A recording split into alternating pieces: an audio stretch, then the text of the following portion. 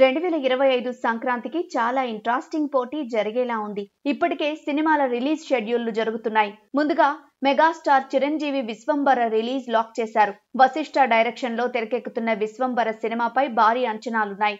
Budget కూడా ఎక్కువే కాబట్టి సంక్రాంతి లాంటి సీజన్ చిరంజీవి లాక్ చేశారు. అలానే నందమూరి బాలకృష్ణ 109వ సినిమా కూడా సంక్రాంతి టార్గెట్ తో వస్తుందని తెలుస్తోంది.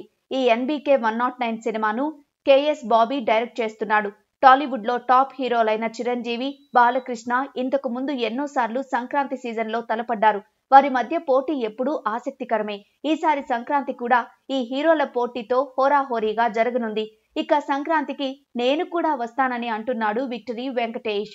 Super hit director Anil Ravipudi direction లో వెంకటేష్ లీడ్ రోల్ లో దిల్ రాజు నిర్మాతగా ఒక సినిమా తెరకెక్కుతోంది.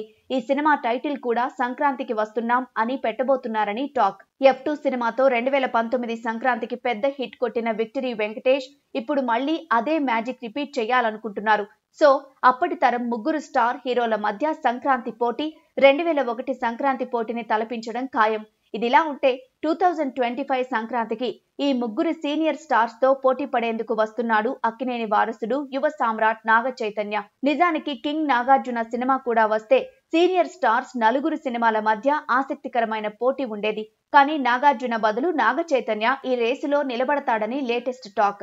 గీతా ఆర్ట్స్ 2 బ్యానర్ లో బన్నీ వాసు భారీ బడ్జెట్ తో నిర్మిస్తున్న తండేల్ సినిమాను చందు మొండేటి డైరెక్ట్ చేస్తున్నారు. కార్తికేయ 2 తో పాన్ ఇండియా హిట్ అందుకున్న ఈ డైరెక్టర్ నుంచి డిఫరెంట్ కాన్సెప్ట్ తో తండేల్ వస్తోంది. ఇది కూడా పాన్ ఇండియా లెవెల్లో ప్లాన్ చేస్తున్నారు. ఈ సినిమాను ముందుగా ఈ ఇయర్ డిసెంబర్ లో రిలీజ్ అనుకున్న చరణ్ గేమ్ చేంజర్ ని క్రిస్మస్ కి రిలీజ్ ప్లాన్ చేస్తున్నారు. కాబట్టి తండేల్ ని వాయిదా వేయాలని ఫిక్స్ అయ్యారు. మరీ ఎక్కువ టైం కాకుండా సంక్రాంతికి నాగ చైతన్య తండేల్ ని రిలీజ్ చేసేలా ప్లాన్ చేస్తున్నారు. ఇదే జరిగితే మాత్రం సీనియర్ హీరోలతో అక్కినేని యువ హీరో పోటీ రసవత్తరంగా మారనుంది.